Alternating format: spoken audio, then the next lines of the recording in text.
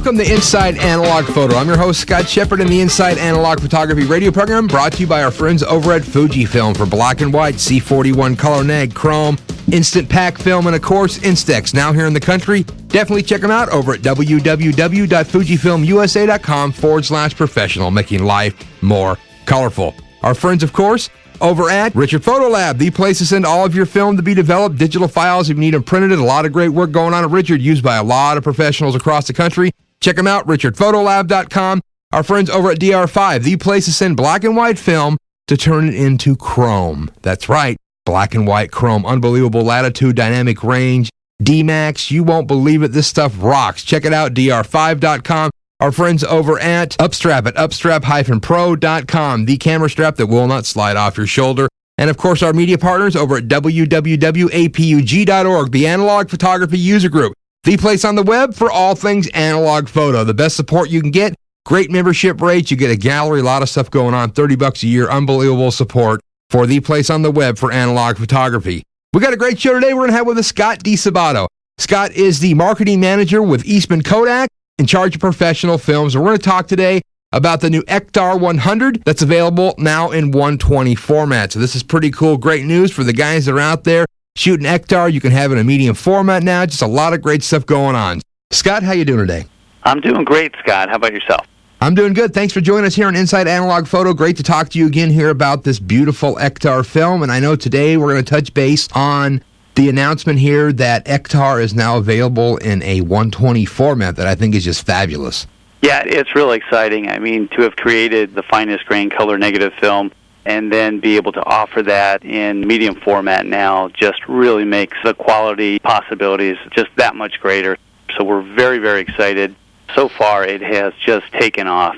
I think the fact that we launched the 35 millimeter in 2008 at the end of the year there built the awareness up nicely that we had this new product. But as the season changes and people are more interested in getting outside to do some photography, I really think that the demand for this has shot up very nicely. So, Scott, let's touch up on that. If people had not listened to our previous interview about the Ektar announcement, let's talk about the Ektar film itself a little bit more before we get into, of course, it being available here in 120. That sounds good. We'll recap that. It's a brand new film. It's a film where we've borrowed technology from our sister division in motion picture, and we've leaned heavily on the vision technology they have, which is essentially our microstructure optimized T-grain emulsion. So just the latest, greatest generation, high-efficiency T-grain films, along with advanced cubicle silver halide, which is the old-fashioned type of grain that you have.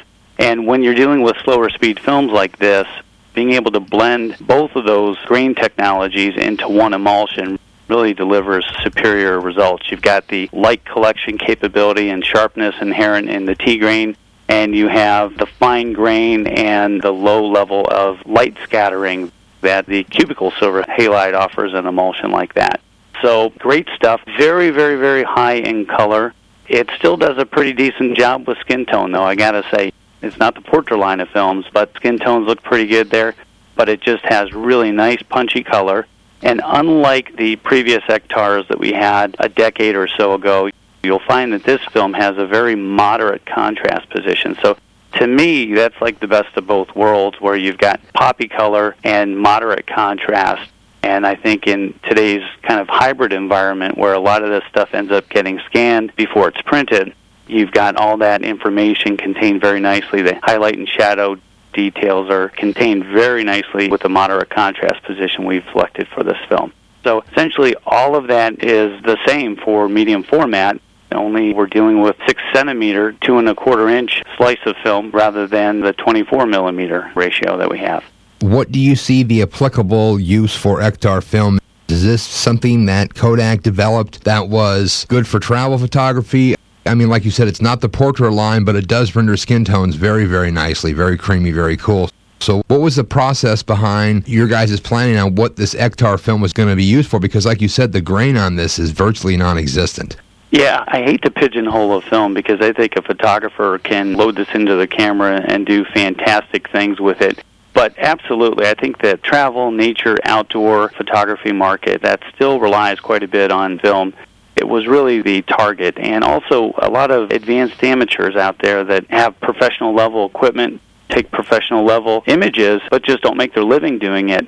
We definitely wanted to appeal to that group, which is a very large group. And so that's sort of what we've targeted at. But I have seen an incredible range of photography in studio and on the street, in nature, and it all looks just fantastic. Certainly one of the things that we're keeping an eye on is the challenges that a lot of transparency ectochrome shooters are facing today. They're not able to always find a lab in the city they live in, and then the convenience of film drops a bit. So we're kind of positioning this film as a potential backup or replacement for an E6 film, only because it offers that incredible grain like a transparency film, nice poppy color, and it can really, I think, be a good backup for someone that likes to use E6 but no longer has a lab within driving distance and they have to send it off. It's something to consider. No, I think that is a big thing, to be able to get your correct development done on E6, to find a good lab that can do it in a local type basis. Then again, too, is I think with shooting C41 color neg, you have such more latitude in exposure that I think maybe people that aren't really established as being a film photographer can get themselves a nice camera, pick up an old camera and load some of this Ektar in it and actually get a beautiful picture, because you have more latitude than you do with chrome. But then you're going to get these exposures that are coming out of this Ektar 100 are looking like chrome. Yeah, no, I think you're right. I think that the latitude that a color neg film offers a photographer, especially one that may be starting out, will really help with a lot more keepers as opposed to shooting this stuff on transparency film, without a doubt. Now, transparency film is a beautiful way to record an image for sure. And so this doesn't quite replace dropping a bunch of transparencies on a light box, which is just fantastic to look at. But certainly in a kind of hybrid workflow, and most chromes get scanned, let's face it. If you're going to scan something, starting with a color neg film gives you all that great latitude in both exposure and the lighting compensation, color temperature, those sort of things. Have you found that using the current C41 process, do you find with the Ektar 100, and I guess with the whole line of Kodak films, that you can have a variance in your C41 chemistry?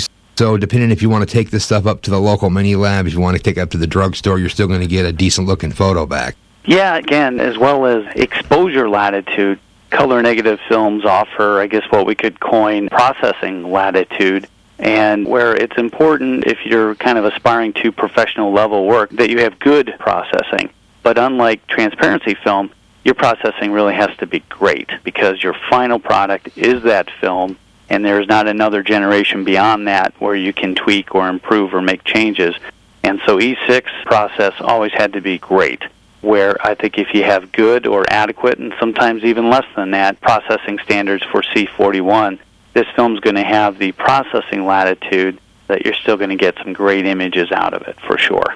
So, yeah, I think you're right that there'll be more flexibility with a range of labs that you would drop your film off to with this film than you would get with other professional, especially transparency films. I know that the Ektar 100, of course, is rated at ISO 100. Have you found that people like it at 100? Do they like to shoot it at 50, at 64? What have you seen when they're shooting stuff? Or is the film pretty much nailed on the money at 100? Well, it's a 100 speed film through the ISO testing that we've done. However, I've heard a lot of photographers, and this just makes sense. If you expose for shadows, you're basically opening up a bit, adding more light, treating it like it's a slower film. So the natural tendency is, if you're going to err, is to add more light and more exposure by rating it possibly at 80 or 64. So I've heard a lot of people have been getting richer shadows by rating it lower. So just meter differently, meter into those shadows to make sure that that critical information, which is the most sensitive in the color negative system, being recorded accurately. So it's definitely going to work for you at 100. But if you've got a lot of low-key information in your pictures and it's kind of a darker, moodier type of shot, think about opening up a little bit just to make sure you're recording in those shadow areas the richness that this film can offer. Well, I think that's one thing that's so great about shooting color neg C41 process film is you can shoot it, let's say, the 100 at 50, but then expose for your negatives. And the film's going to capture specular highlights. It's going to capture details in the black. It's going to have amazing shadow detail. And that's what makes it more versatile than shooting chrome.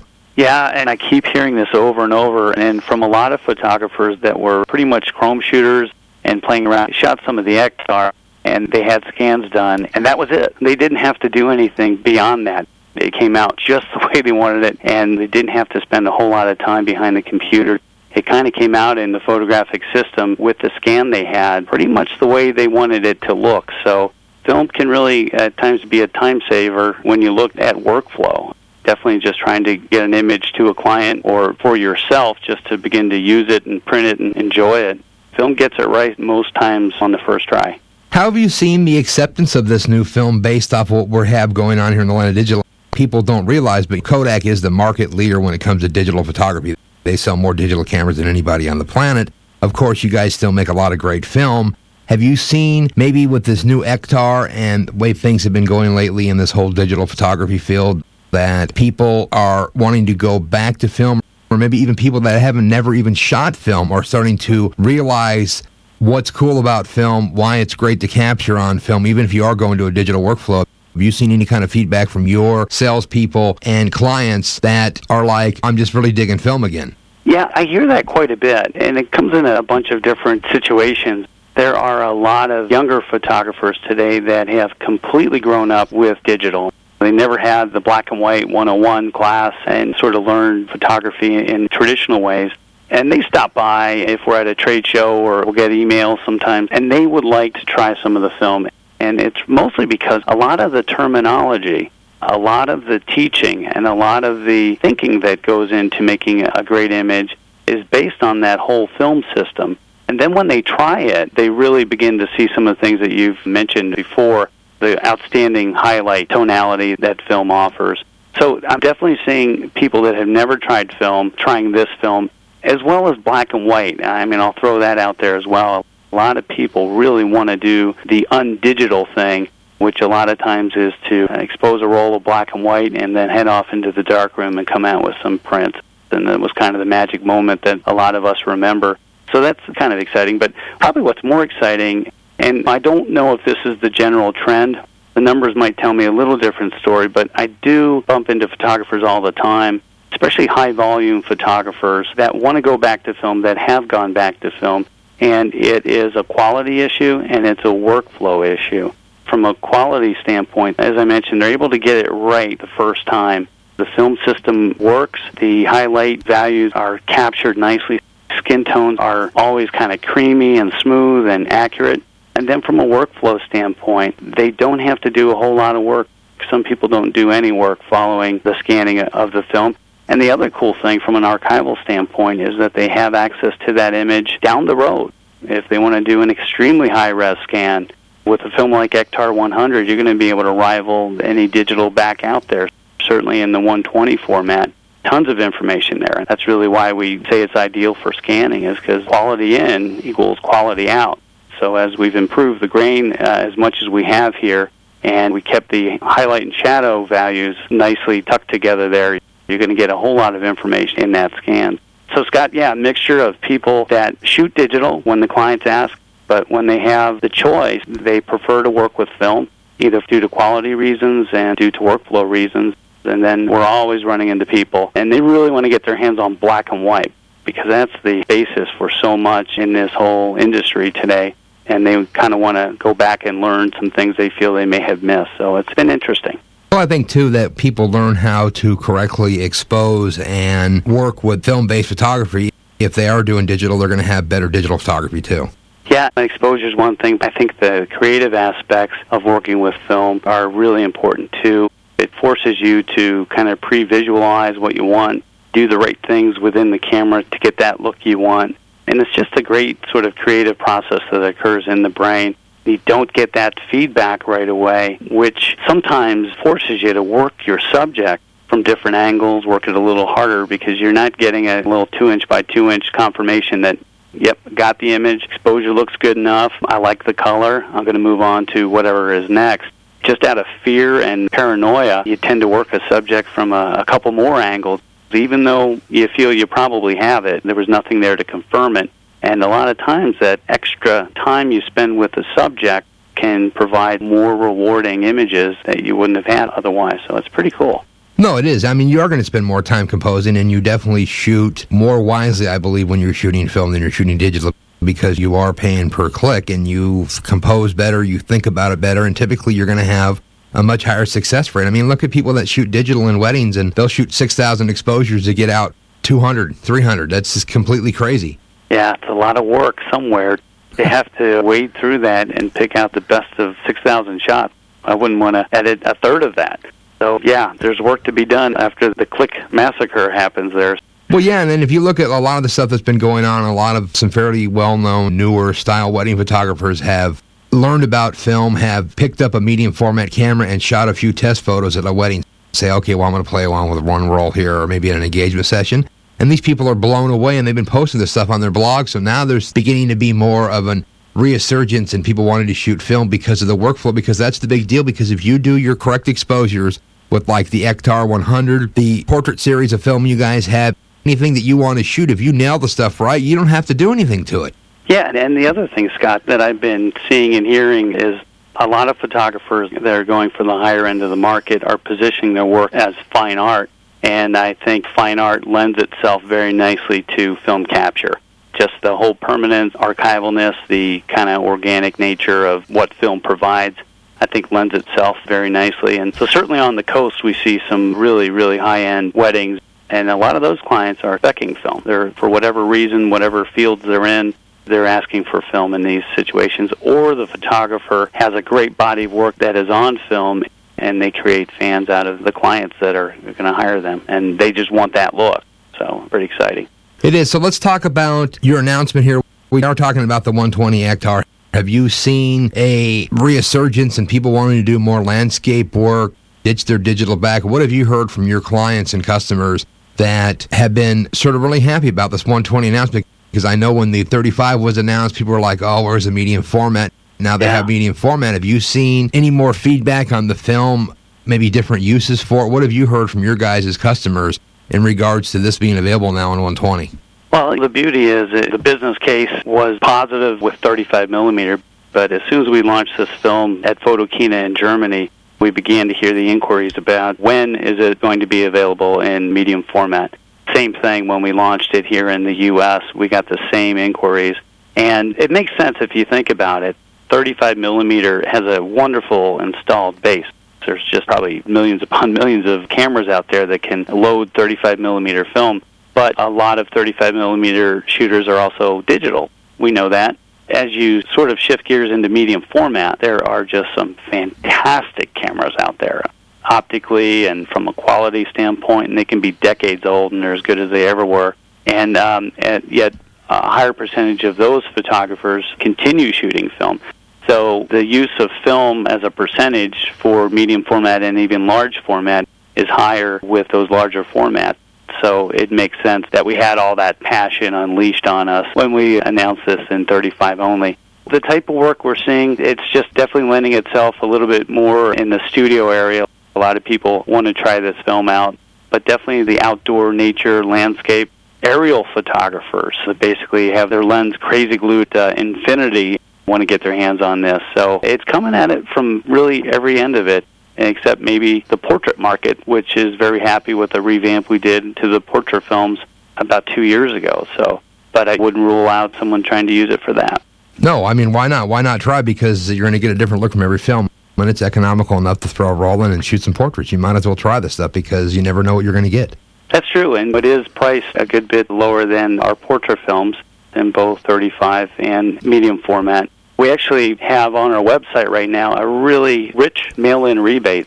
So if you buy 3 rolls of 35 millimeter, there is a $5 mail-in rebate. And if you buy a Pro Pack, 5 rolls of the Ektar in 120, you can use that $5 rebate for that as well. So take a free roll of film. Yeah, for sure. And probably the coolest news associated with that is you're automatically entered into a sweepstakes that we're doing cooperatively with Disney. Sort of playing off the outdoor nature focus of this film, we're going to have a pretty cool 5-day, 4-night itinerary to Disney's Animal Kingdom Park and also Disney's Nature Conservancy in their Wilderness Reserve in Florida. So it's kind of a multi-tiered week that we're setting up right now. It's also going to include a pro photography workshop and creativity workshop from Eddie Soloway. And while we're down there, we'll get to meet Florida's very own Clyde Butcher. So it's going to have some really great opportunities for photographing wildlife, and they have some amazing species. I just saw some images a couple of weeks ago that was shot on the Ektar, and I saw wildlife ranging from birds, of course, while you're in Florida, but owls and gorillas and giraffe, all sorts of animals. Great place to go shoot. I mean, this is a really cool opportunity for someone to enter this contest, because I'm sure there's not going to be hundreds of thousands of people entering it. Yeah, number one, you get the $5, but we're actually going to be awarding 10 of these, so I think the odds are going to end up being pretty good. So I'll just throw the website out there if you want to kind of learn a little bit more about Ektar, and then off to the left you'll find the form for the contest there, but it's Kodak.com/go/Ektar, EKTAR. Now, with what's going on with this, you do one entry? Can you have more than one entry? Can you buy a ton of film and be entered more than once? How's that work? Well, the mail-in rebate, I believe, it's one per household. There you go. That is kind of the limitation we have there. So if you have 3 houses, and I guess you can use 3 different addresses, right, and you'll be ahead. You got 3 houses, you might be able to do this trip on your own. You can do it on your own. You don't need to go with the fine folks at Disney and Kodak. But it is a great place to go shoot because, like you said, they've done such a good job that you would never think that you're in Central Florida. Yeah, and that's what I've heard. I'm really looking forward to it. The images I've seen have been spectacular, and the habitat there, I don't think you'll think you're in Florida, or certainly at a Disney property. You're going to think you're out there in the wilderness, so it should be cool. So let's talk about this. How much time do I have here to get these rebates? How long is this program going to be going on to where you can enter into this and maybe take advantage of this great rebate, plus actually maybe getting a chance to go to Disney World and hanging out with these professional photographers and doing all this other stuff? Yeah, I think the mail-in rebate needs to be in by August 31st, so there's a bit of time. But then again, the film really is just loading into our kind of dealer network right now, so it's out there now. We shipped a whole bunch of film in the month of April. Got to have it in to us by the 31st of August. The date of the event will be November 11th through 15th. Yeah. An excellent opportunity. So it includes 3 guests. It includes airfare and accommodations, and passes to Walt Disney World resorts and parks. Do you have a lot of stuff on your website, Scott, that people can learn about the Ektar styles of film, the Portra line of film, and basically just a lot of stuff about film? You have some interviews up there with some professional photographers that are using Kodak product. So give me the address, Scott, where everybody wants to go to find out about this great product. Yeah, I'll repeat the same address, because from there off to the left you can navigate to almost everywhere. But if you go to Kodak.com/go/Ektar, you'll land on that Ektar page. And then off to the left, you'll see a menu that talks about other color negative films, the Portra family. You can download the technical publication for Ektar to look at some of the details around the film's technology and how that plays out. And then also on the left-hand side, if you want to learn a little bit more about color transparency films or our broad range of black and white films, you can just click on those links and drop over to those areas of the webpage. So it really is quite comprehensive. We've kind of abandoned a lot of brochures and paper materials in favor of having absolutely everything on the website that you can think of. It's a great place to just hunt and peck and find out some information about that film and usage. We've got lots of interviews with photographers and some of our ProPass archive, which is kind of an electronic magazine that you can sign up for that we send out each month to international and U.S. audience.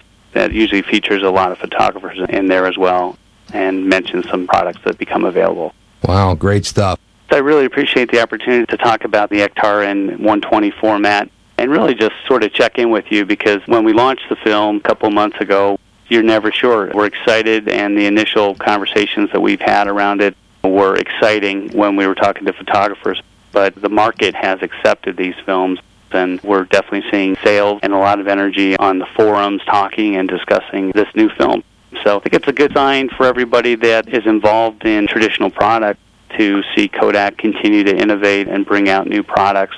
Portra line a couple years ago, the T-Max 400 about a year and a half ago, and now the Ektar films. So definitely where we see areas to invest, we will continue to do that. And color negative offers a great value proposition to photographers, and we had some great technology we could put into the new Ektar 100 film, which we've done. This is beautiful stuff, and I do appreciate you, Scott, taking time today to join us and tell everybody here with Inside Analog Photo all this great stuff that's going on with the Ektar line and, of course, the availability of the 120 format. This is great stuff, buddy. Great. My pleasure. Anytime. Well, there you go. Scott DiSabato, Marketing Manager with Eastman Kodak, in charge of professional films. I've been your host, Scott Shepard, here on Inside Analog Photo, and the Inside Analog Photography radio program is brought to you by our friends over at Fujifilm, making life more colorful over at www.fujifilmusa.com. Richard Photolab over at richardphotolab.com. Our friends over at DR5 for black and white chrome at dr5.com. Upstrap at upstrap-pro.com. And our media partners of the Analog Photography User Group, www.apug.org. I've been your host, Scott Shepard. We'll be back next week with more great analog photography.